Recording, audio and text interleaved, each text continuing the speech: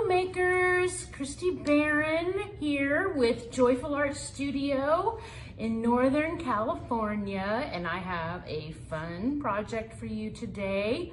I am going to be making some cafe curtains, and I'm going to be using today the bird and branches.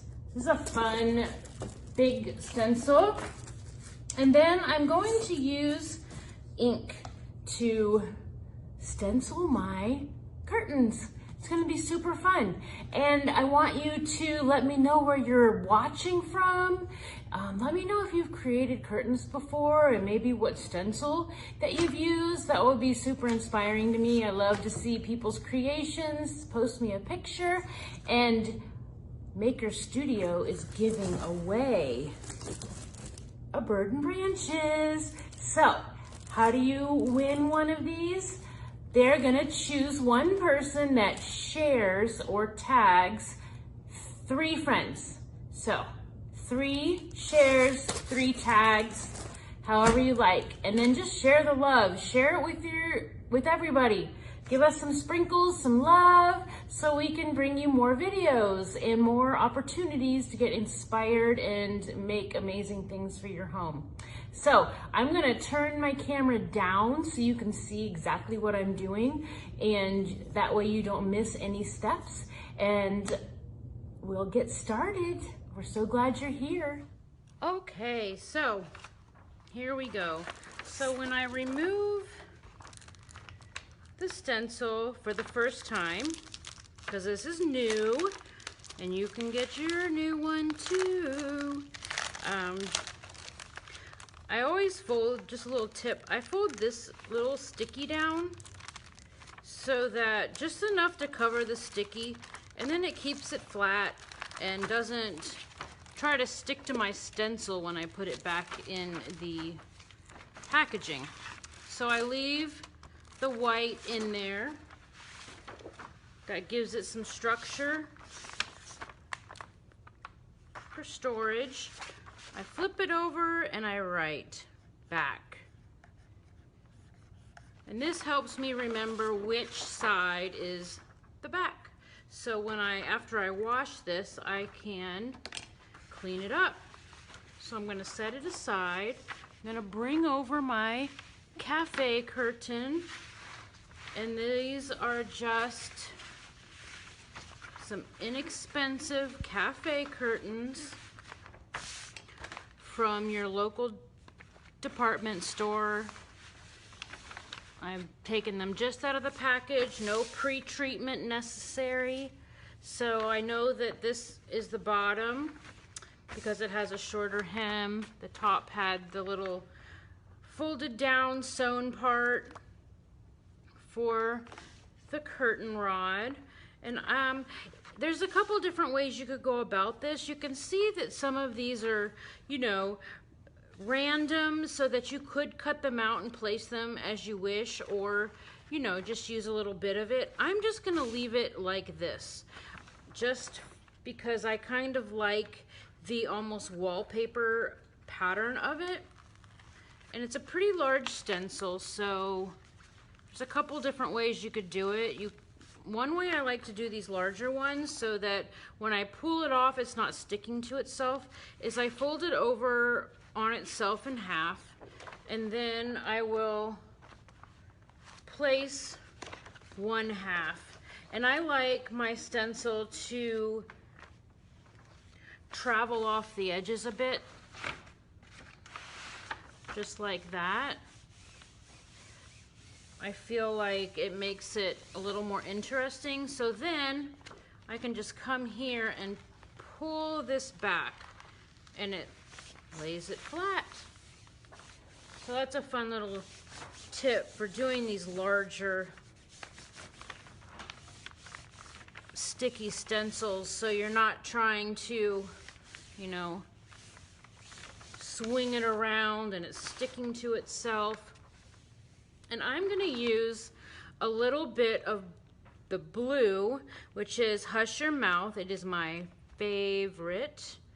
And I'm just gonna come around and kind of put it in places. And I'm also gonna use a bit of green. Coming all around. And so obviously this stencil does not fit the whole width, but that's okay. I can do this section and then wash my stencil, bring it back, and do the other side.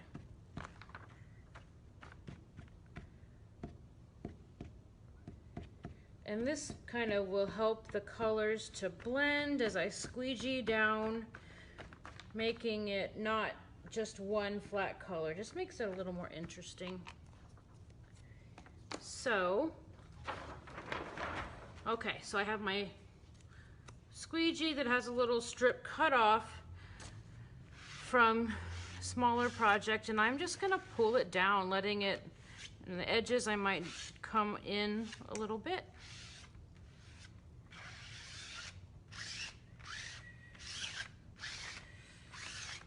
I love ink. There are so many things you can do with this ink. You can paint with it. You can stencil with it, obviously. It just glides like room temperature butter. And it just goes through these screens so nicely. And it can be permanent.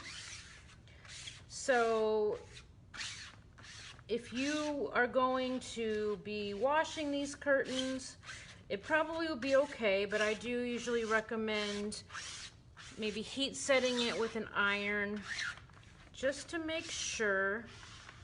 But honestly, I have not done that, and the things have been okay. Looks like I'll need a little bit more. That's okay. I try to be a little bit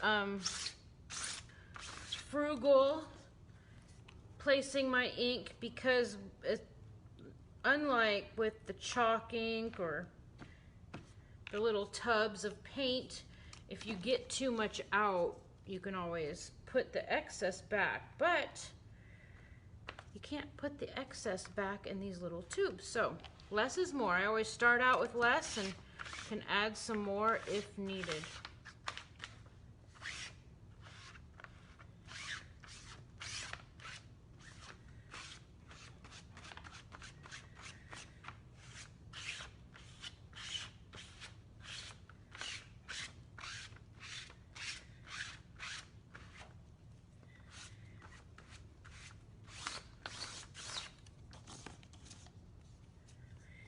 A little bit more.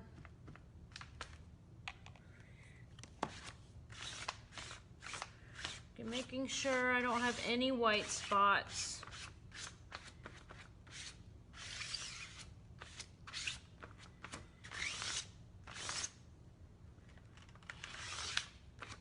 Okay, so it's all spread out nice and clean. Here we go, the big reveal.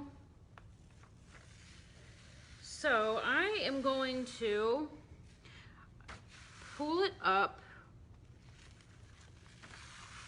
and I just love the way that blue and the green lay together.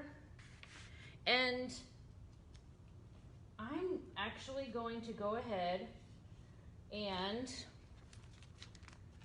see, this is when it gets tricky, lay this down and go ahead and do it quickly over here. And I'm gonna have the bird come off the edge over here.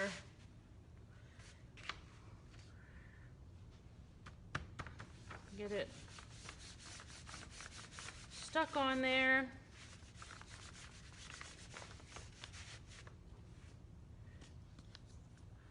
Get some ink quickly in this section.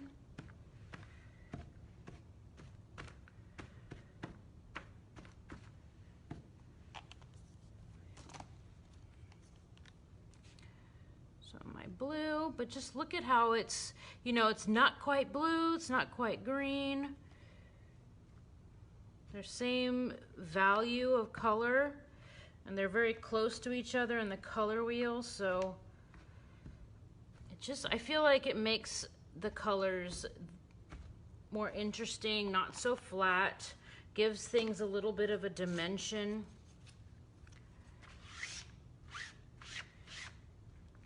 So what kind of ideas do you have to use with these stencils? Make sure you tag me and send me a picture, and then remember that Maker Studio is giving one away, so you want to share with 3 of your friends. Share, tag, drop some sprinkles down below, help people see this so they can experience